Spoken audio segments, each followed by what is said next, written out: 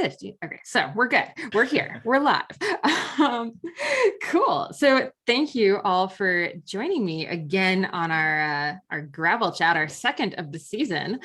We're now one race into the the Lifetime Grand Prix. We're finally a full race down. We're almost a month out from that, and the Jukebox Grand Prix.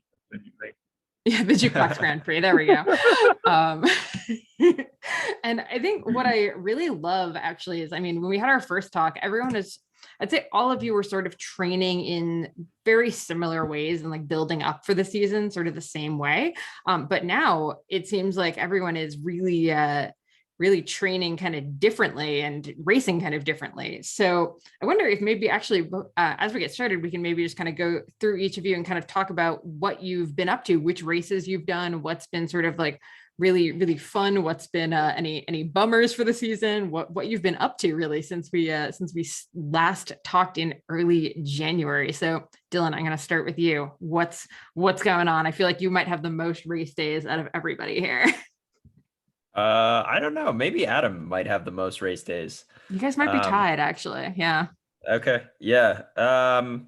So the base season is over, and the first big A race on my calendar is Unbound. So the training is starting to get very specific for Unbound. As far as what that looks like, it's typically training will get more intense and volume will go down as you approach racing. But since Unbound is such a high volume race, I kind of try to maintain intensity while increasing volume, which is always a little bit of a tricky balance because you don't want to overtrain.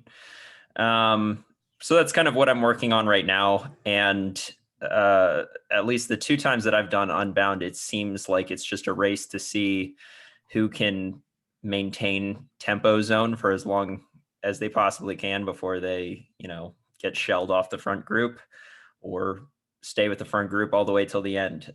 So I've been kind of working in that tempo intensity a little bit and trying to, see how long I can stay in tempo zone.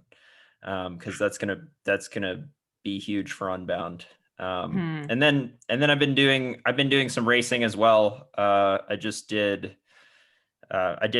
Sea Otter, which was obviously the first Lifetime Grand Prix race. And then some local gravel races here and there. And then I also just did a 100-mile mountain bike race in Tennessee, which I thought was pretty good training because it was a 7-hour race. And I was solo most of the day, and I really got to just ride at my own pace. And it was kind of a good Unbound training day in my mind, because I was just like every single climb I was trying to hit that target tempo zone. And I was getting a little tired at the end, but I felt like I was in a good spot. Okay, so now when you're signing up for these races, how much of it are you looking at as like training versus racing? Like, how does it kind of go in your head? Yeah. So, racers will talk about A races, B races, and C races. An A race is obviously you're tapering for that. You're taking a week at least easy to fully prepare for that. A B race is kind of in between, and then a C race is just like a complete training race where there's no taper. It's just, you probably consider it just a hard workout on your calendar. I haven't had any A races yet so far this year. There've been some B races. I would even consider that first Sea Otter race a B race, even though it was kind of like at the end of a rest week. But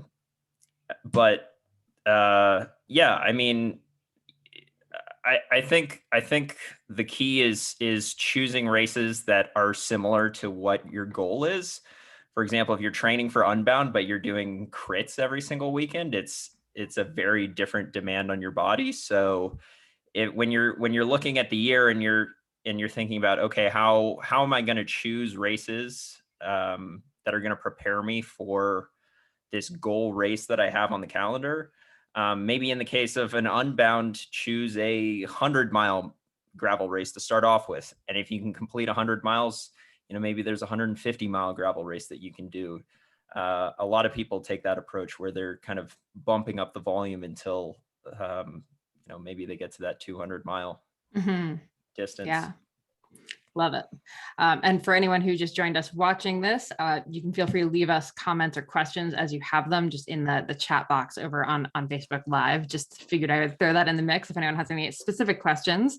Adam, let's come to you. You've been having an awesome season with maybe just one notable exception, but otherwise, how's it been going? Yeah, no, it's been very fun.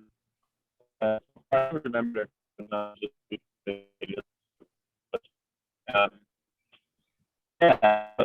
I don't have responding to right now. It was a fun beginning of this season for sure. What was the question? I don't know, Adam. I feel like this might not be like the night for you to be on a screen right now. So for anyone watching, Adam just had a really bad crash at Paris-Roubaix. Not Paris-Roubaix. Oh my gosh. Sorry, my brain is gone. No, it was Paris to Ancaster. Paris to Ancaster. Yeah. Sorry, I was just yeah. covering Paris-Roubaix, so Paris to Ancaster just completely threw me for a loop here. Yeah, it would be nice to be at Paris-Roubaix, but yeah, different life here. Yeah, really, really bad crash. We're very glad that you're okay and seem back to normal, but yeah, I know that was sort of rough. Yeah, really. I mean, what's the highlight of your season been so far? Which race have you enjoyed the most? The highlight of this season. Sorry. Yeah, I actually don't know. I feel like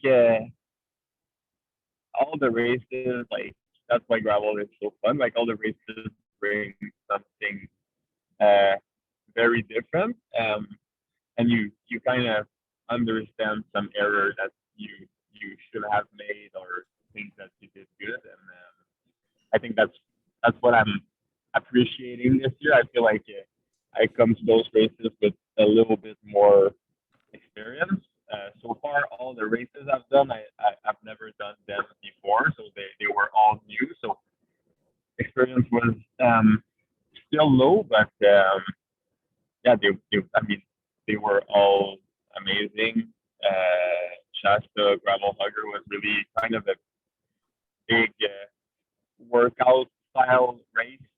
Being at the front for like all the race with Brendan Wirtz was just like a big 4-hour high watts, and it made for a very hard day. After that, Mid South was the contrary. Mid South was very, very strategical, and it kind of, I think, gave everyone the idea of what this year is going to be, especially on the flatter course.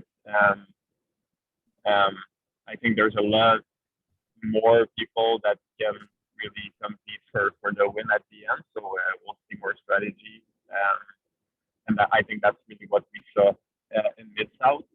Really the more strategic side of gravel.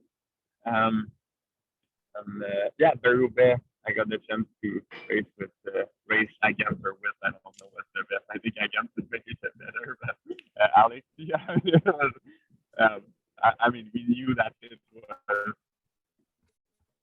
between not just the two of us, but we knew that we were for sure was the two favorites, I would say. So it made for a very also strategical race, I would say. Alexey put some pressure on one of the technical sector and almost.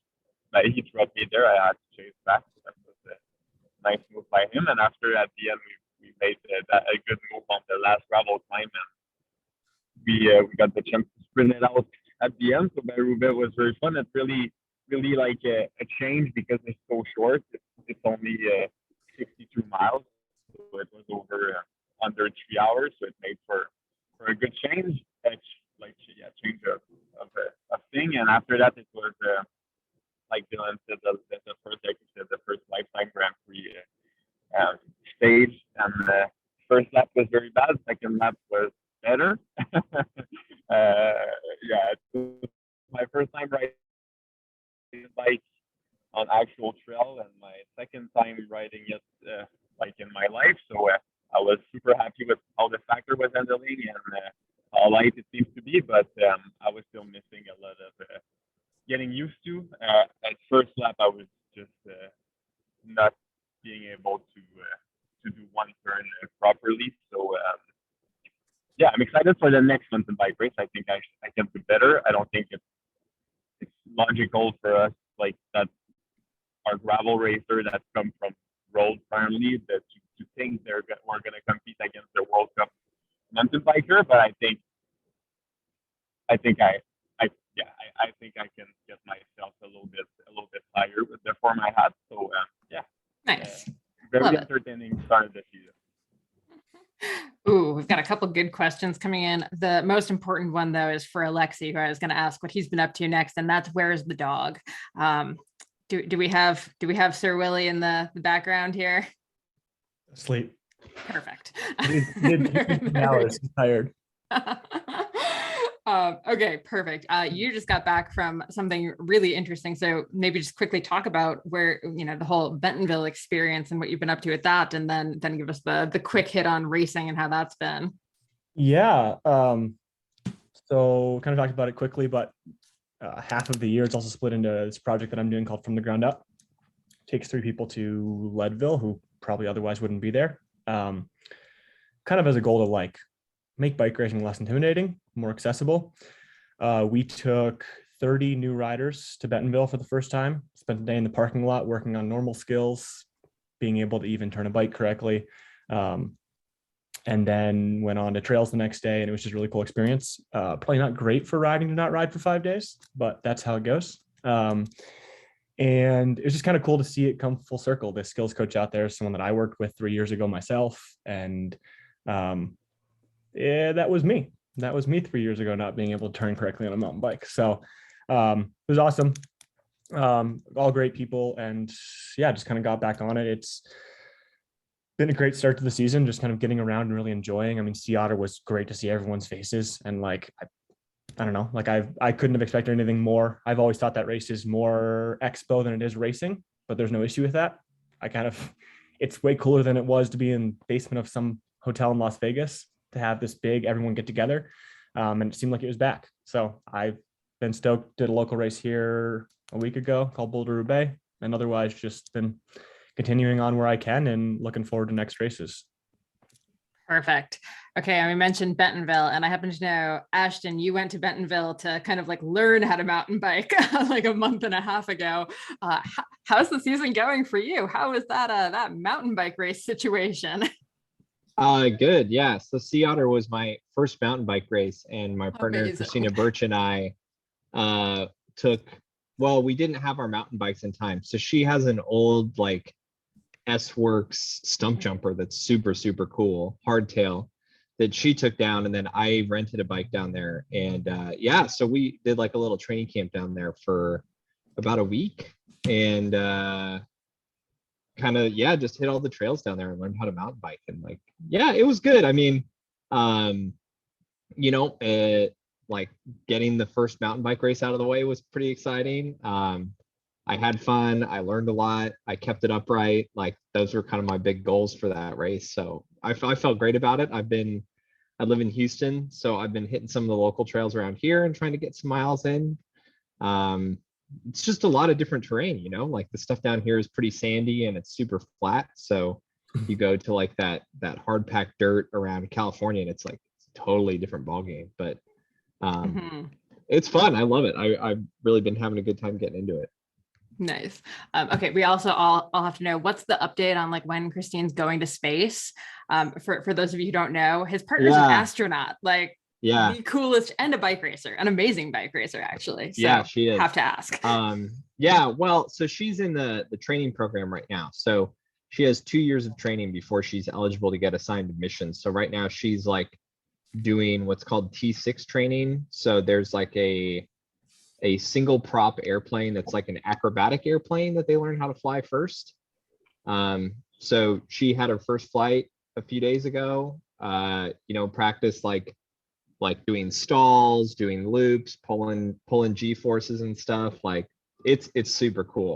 All this, and that's just like a casual Monday. So sort of makes like learning how to bunny hop on the mountain bike seem a lot less intense. Yeah. She goes hard, man. Yeah, it's awesome. Okay, we had a couple of people actually ask about Bentonville. I know you two have been there. I'm not sure about Dylan or Adam, but favorite trail in Bentonville. Either anyone have a response for that? That is rough. That's a rough question. Go ahead, Ashton. I really like tunnel vision. I feel so there's two big loops out like kind of northeast and northwest out of town. And I don't know, I felt like tunnel vision was just like a little bit more remote, kind of what I was like expecting mountain biking to be, where it's like you're actually out in the mountains and like it's pretty isolated. And we just did the whole loop, and man, it was great. I had a blast. Mm-hmm. How about you, Alexey? I'm not going to make it that hard on myself. The whole back 40, like one of the first kind of big trails that was built, is just like, it's almost like a roller coaster. You just don't find it very, I think it's what started to make Bentonville so special, is it's just, that's where like Oz trails and that race kind of started around, but it's like you climb up some steep climb. And if you hold pace, you just like keep doing this all the way around for 40 miles. I will tell you, running that sort of sucked, because I did that back in January and it was awful. I would have sent you other places to run. Yeah, we were right by there, so it made sense. But yes, probably not the smartest place. Okay, this is actually a really interesting question we got, and I feel like all four of you have very different responses to this. And it's, how do you avoid burnout on training? And I feel like everyone here has a very different approach to this. So Dylan, how do you avoid burnout on training? I guess training / racing, but I feel like the training is kind of an interesting sort of side to this question. Yeah, I mean, this is something that I've dealt with a lot. It's something that I've talked about on my channel quite a bit. And it's something that we were talking about earlier in the discussion about, when, I don't know if we were recording at that time, but Adam and I were talking about when we're going to take the mid-season break. Adam's kind of forced to right now, but the mid-season break seems to really do a lot for me. There often comes a point in the year where my results start to suffer a little bit, and I just get this fatigued. I'm fatigued all the time, and taking 5 days, 6 days off the bike completely. And when I get back on the bike, the first couple days are rough, but that next week I feel a lot better. So I would say that that's probably the biggest thing if somebody's starting to feel burnout. Now, would you like put a race on a calendar or anything like that if you were feeling burned out, but like training was going well and you just kind of felt like you wanted a bit more stimulus? Or yeah, well, I guess we kind of have to separate here between mental burnout and I guess you would say physical overtraining. But the two are definitely linked. A lot of times when a highly motivated athlete is feeling burnt out, which might be odd for that athlete to not be motivated. A lot of times the underlying cause of that is that they're either overtraining or they've just been going too hard for too long and they physically need a break. So as far as putting a race on the calendar when you're feeling burnt out, I don't know. It's sometimes you do have to sit out some races. You can't race every single race. And if you do try to race every single race, which I have done before, your results will suffer because of it. Now, I'm not going to lie. It sort of seems like you and Adam have both been racing every race this season. So Adam, I'm going to ask you next. How do you deal with burnout and avoiding burnout? I don't know if I'm qualified to ask this question. I never really feel like I don't want to go train or go outside. I think that might be the answer. You just like training. I mean, for school, I would feel it all the time, not to want to study, but I mean, for sure, when it's raining and it's very cold in Quebec in like November and it's the end of the season, I feel like the off season is feeling very good. So yeah, maybe then.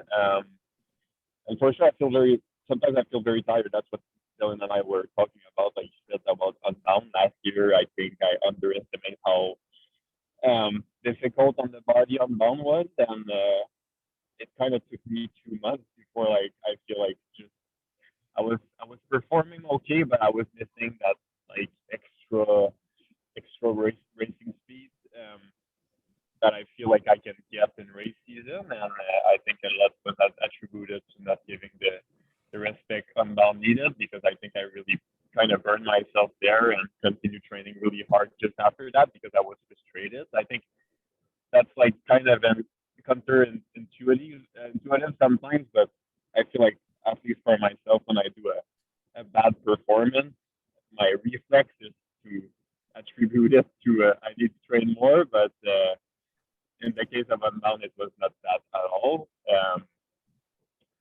So yeah, I think I don't know. Yeah, just No, I think that's a totally valid answer. And I also think, I mean, if anyone's watched Adam's Instagram, you know, he cross-country skis, he fat bikes in the winter. So I think that probably helps you avoid it too. I think I have it kind of easy in a way because there's a lot of variation in what I do, and I'm not sure maybe it's the most optimal thing week to week, but I feel like in the longer term, like either I'm fat biking, like now I'm graveling because the snow is melting, or sometimes I'm away from home because I cannot train in Canada or I need to race. So I'm like always, I feel like changing scenery. Like I'm never in the summer, I'm never home, and in the winter, I'm fat biking, and fat biking is just like playing in the snow with my friends, you know.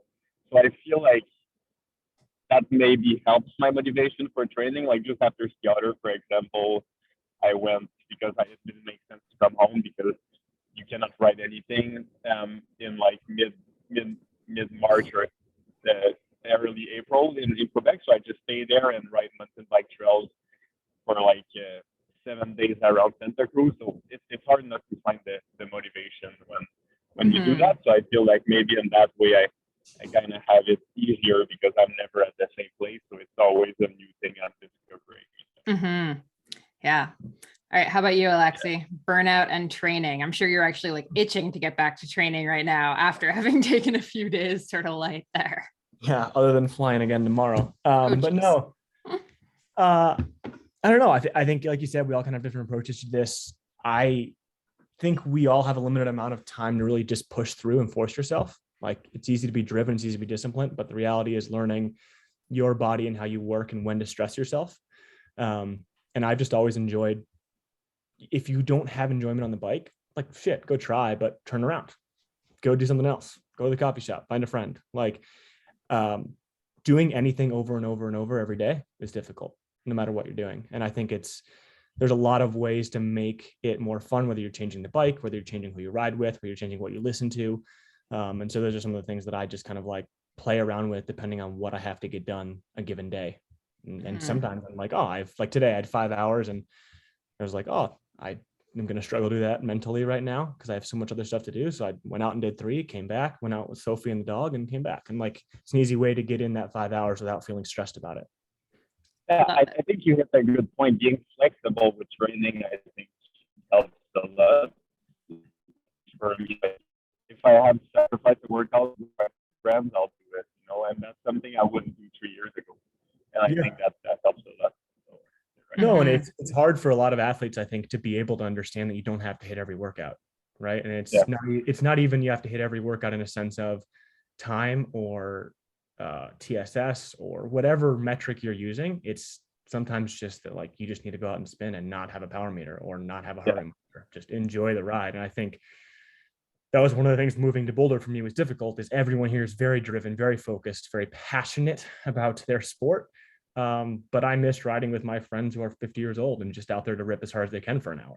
I miss just going to ride. And I think that's something you have to find your line, especially over the course of a 10-month season, 8-month season. Yeah, definitely. Awesome. Okay, so one of the other questions we got in was actually about proper nutrition for riding long distances. And this one we touched on last time we talked. So you can definitely go back to jukeboxcycling.com/blog to find sort of some of the tips. But the question was, Kelly had just done an 81-mile race and struggled to eat properly throughout. Gels and Cliff Box got old, which is a feeling we can all kind of relate to at some point, for sure. So we have any tips for how to handle eating enough on long rides like Unbound? So Alexey, actually, let's come back to you and start with you here. Yeah, I would say it's pretty similar to my look at training. I mean, I think find things you enjoy eating and then also change it up. I think that's my whole outlook on life. Like, I feel like I start using the same alarm clock and I start putting it into my dreams. So like, change it up. I don't know. It's a weird, like, double-edged sword, right? Nutrition is very hard to get something that long. You need to train your gut to be able to feel good over 10 hours, 11 hours, 12 hours of riding. But the more you train your gut, the less efficient you become. And so I typically tell people to, focus on the days that you have really hard training, to focus on nutrition. If you do it all on that one day, you can give yourself a little more mental relaxation on the days you don't have to. And otherwise, find things you enjoy eating. If you like the Cliff Blocks, okay, find a couple other options that are like the Cliff Blocks, but maybe different texture, different taste. And yeah, and I think most of you would say, especially for these longer events, I know Dylan is definitely like a sports drink guy and like can do that of no Whole Foods. But I think if you are like not loving the gels and stuff, it's also okay to like experiment with the non-cycling specific stuff. Like I just did it's not cycling, I just did a 100-mile like trail run and I ate so many Reese's peanut butter cups. It was ridiculous. And it saved so much money compared to like the chocolate peanut butter gels. So definitely if there's like cookies or candy or something that works for you, like that's also a totally legit option. But Dylan, even just throwing your favorite stuff into a rice cake. If you go look at Alan Lim's rice cakes, you can put anything in the world in there. You want to put blueberries, you want to put peanut butter and chocolate, like, and great vehicle. Yeah. All right, Dylan, I'm a big fan of the rice cakes too. If you know what a Spam musubi is, that's something I really like. It's like rice with a little slice of Spam in there. Like that's a go-to for me. Yeah. And if you put them in tinfoil, they hold up really well on long rides too. Nice. The only tinfoil hack I will say is if you have fillings in your teeth, be careful with the tinfoil because it will electrocute the crap out of you. Oh yeah. Yeah. Yeah. Well, weird thing, but been there. Go for the foil/parchment where you can just get the parchment near your teeth. Yeah, excellent tip. Dylan, do you have any advice for getting used to more of the like sports drink stuff if someone's like not into it? Because I feel like that actually is a really good solution for someone, especially with someone who has like gut stuff. Right. Yeah. I think just like with pretty much everything, there's the research side and there's what the research says is optimal, and then there's actual practicality. And different people react very differently to different types of race nutrition. There's some people who have to eat very little when they're racing. There's some people who have to eat a ton. There's some people whose guts can handle a ton. There's some people whose guts can barely handle anything. And they have to be very careful about what they're eating. So I know what the research says optimal nutrition should look like. And I would say that I try to follow that, but that doesn't necessarily mean that will work for everyone because this is it's so individual.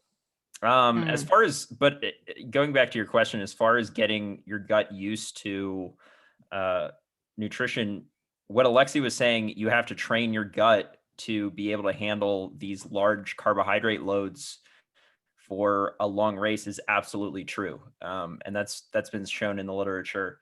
So what Alexey was saying, when I have a hard ride, that's the time when I practice my race nutrition. I try to do exactly what I'm going to do on race day from a nutrition standpoint, take in, 80 to 90 grams of carbohydrates per hour, even if I don't necessarily need 80 to 90 grams of carbohydrates per hour to make it through that workout. I'm practicing it during that workout in order to practice the practicality of actually taking in that much carbohydrates per hour and what that should feel like, but also to train my gut to do that. And I would suggest that if people have a long race on the calendar, it could be Unbound, it could be something else, that should definitely be part of your training, is gut training. Absolutely. Okay, Ashton, I have to ask, your specialty a year ago was going real hard for 4 minutes, and now you've got to go real hard for like 4 hours minimum here. How has that changed? Did you have to change a bunch of stuff with your fueling, or I know you've done gravel racing in the past? But... Yeah, I have done gravel racing in the past. So, I mean, it's a little bit of going back to that. But just like what those guys were saying, it's a little bit of just like training and kind of remembering how to do that. I think physiologically was a lot harder. Like, if you've been, busting 1 hour, like full gas interval workouts, 4 days a week for 2 years, like, and then, you start doing, okay, now my long ride is 5 hours. It's like, oh man, that gets pretty long.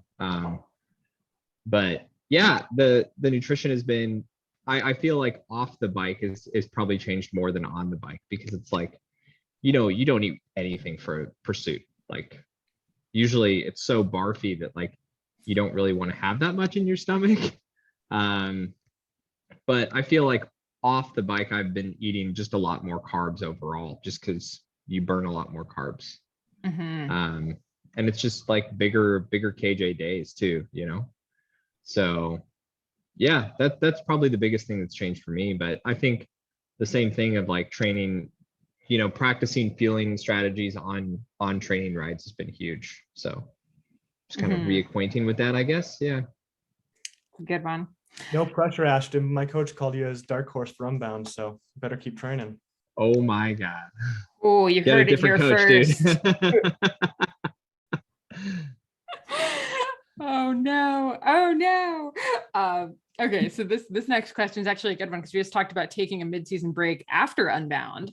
But someone wanted to know about tapering before a race. So cycling is a little weird with this, right? Like, it's not like running where you really can't risk injury, so you really cut your mileage way down.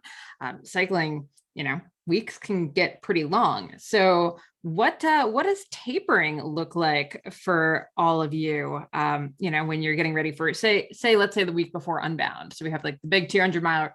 No, actually, sorry, Unbound is not a good example because that's the longest one. Let's say it's a 100-mile gravel race.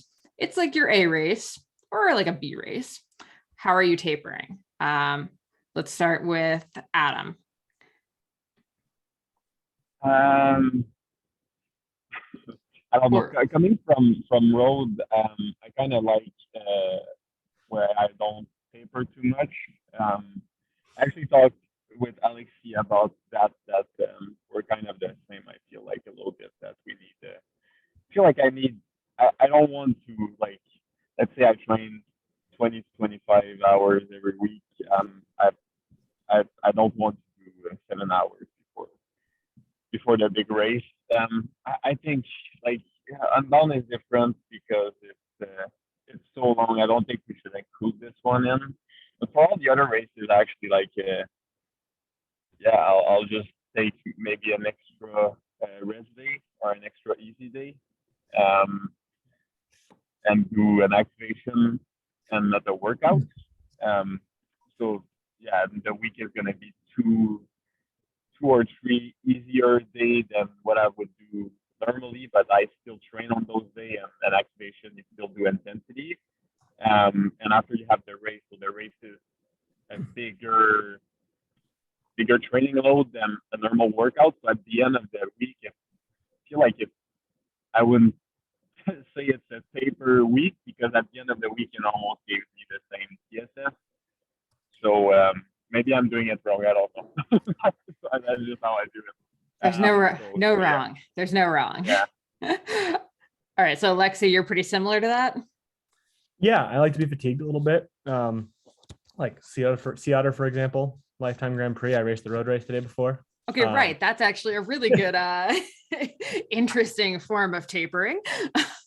I thought it would be more fun. I talked to Adam about that on the way there. I tried to convince him at the end of the day to do it with me, but he's a little bit. I didn't have my road bike. I would. Too much of a baby, but it's okay. But no, I mean, you have to be cautious of what you're doing, right? I don't want to crash. I'm not going to go all out the whole race, but it also teaches you to kind of play with tactics a little more. I kind of hung in, had Legion do a lot of the work and just enjoyed a nice opener workout, which can be hard at Seattle regardless, because it's just a big track venue. And yeah, I mean, I think the only other thing I have about just tapering is that I think people sometimes forget that travel days are more stressful than you think they are. And most people are traveling to these races, usually closer to the race than I think they probably should, because they have normal jobs. And sometimes it's easy to try to force yourself to get things done after a hard travel day or without it. And, I think the same as overtraining, just go by how you feel, right? Like if you have something that worked, try that again. If it worked again, it's probably your way to do it. And just kind of, I think you find a rhythm to what works for you. And depending on how long or hard the race is, you can change what you do. Some people like to be fatigued, some people don't. Mm-hmm. So, Perfect. I have friends that take the day before the race completely off, which is insanity to me. But that's how you do it. Yep. Crazy. All right, Dylan, quick hit us with the science. What do we do for tapering? Yeah, there is quite a bit of science on tapering, and I think I've actually done 2 videos on it. Quick rundown. Basically, what the science suggests optimal tapering should look like is that you want to decrease your volume, but you don't want to decrease your intensity.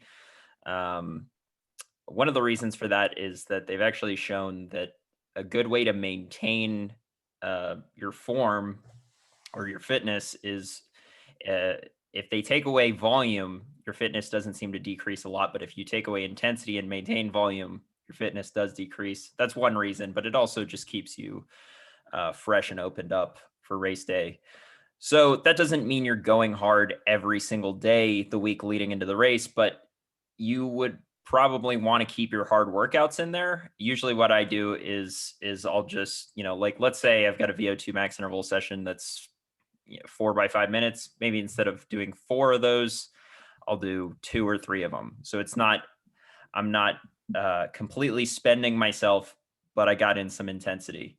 And I'll usually, if it's an A race, I'll usually taper a week out, and it'll be a lower volume week, but there'll still be some intensity in there. Mm-hmm. Perfect. All right, Ashton, how has tapering gone for you? Yeah, I would say kind of echo what those guys said.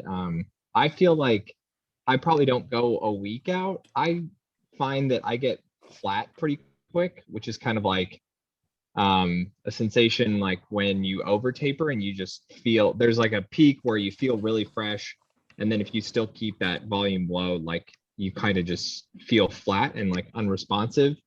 And so I feel like I get flat pretty quick. So I usually will do like a full day off 2 days before the race. So like if a race is Saturday, I would take Thursday off, do some openers on Friday, and then, hit it hard on Saturday. But yeah, otherwise, yeah, pretty much what Dylan said, cut back on the volume, same in the gym. Like I still do gym the week before a race, but just cut back the number of reps and sets, keep the weight high, keep the intensity high, but just lower volume. Mm-hmm. Perfect. It's funny. I'm actually working on an article on doing pull-ups as a cyclist, and the one coach I was interviewing actually mentioned you as like a shining example of someone who still spends time in the gym. I think every cyclist should be able to do at least one pull-up, like just one pull-up, man. That's a low bar. One issue. Ooh, yeah. They are gonna say like 20 or 40. I'm just saying pull-up contest after Big Sugar, perhaps.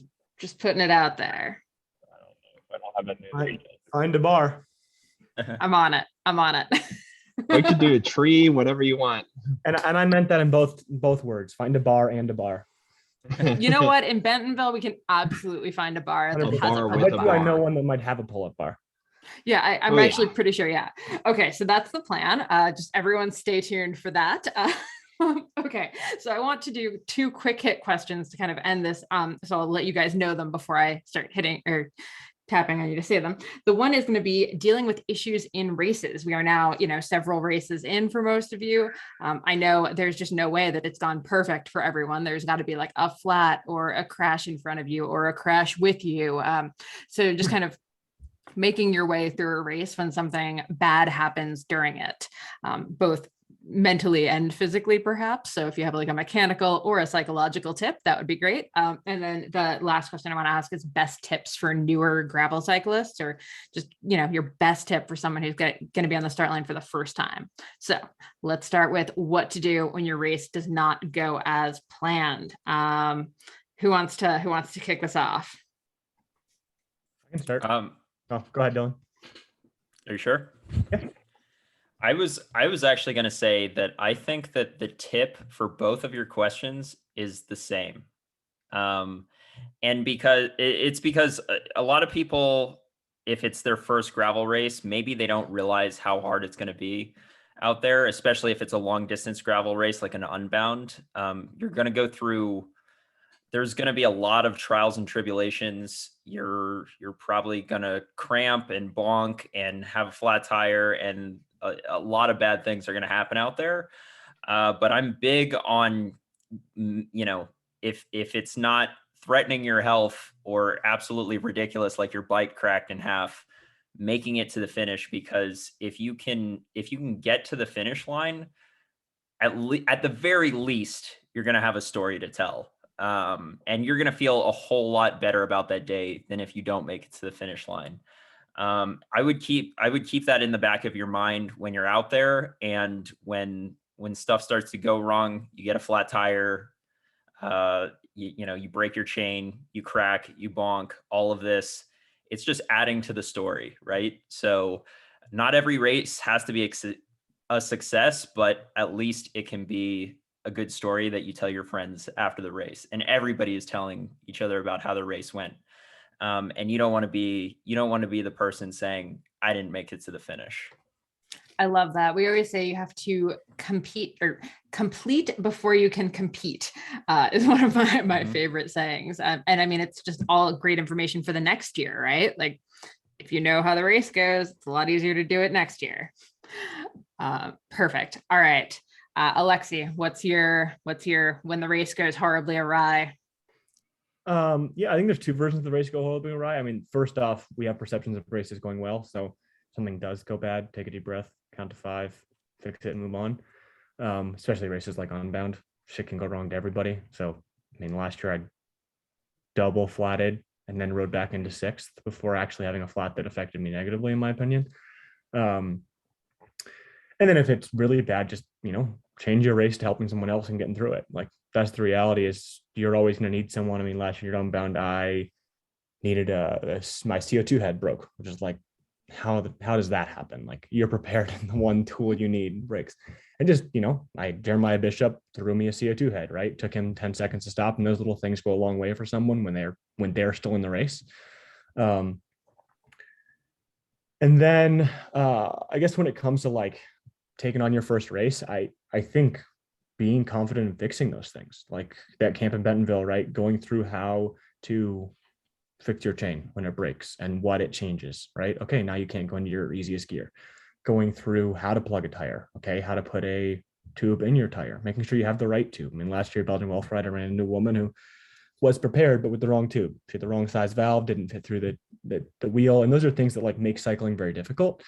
And if you are confident you can fix anything you encounter, for the most part, aside from your bike breaking in half, you, no matter what you feel at, you come out of the race feeling like you accomplished something. And I think that's bigger than a lot of races even are themselves, just if you had a normal day and finished what you expected to.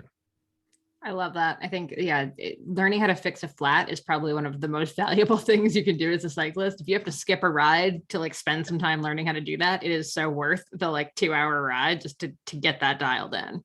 And you feel so validated, and you're ready to, I mean, you can take it a step further into like, I think every pro should be able to build their bikes themselves. And that's it comes from a sense of like, I broke a bunch of stuff during COVID trying to learn, and you are just more confident to do anything, to go explore, to go anywhere, right? You can MacGyver things because you understand exactly how things are run and why they work, especially as bikes get more hidden and everything's inside of handlebars and inside of frames. Yes, absolutely. All right, Ashton, what about you? Oh, again. I would say, yeah, like kind of what Dylan was saying, where it's like it's a long race, and like at any given point, things will be going really well, and things will be going bad.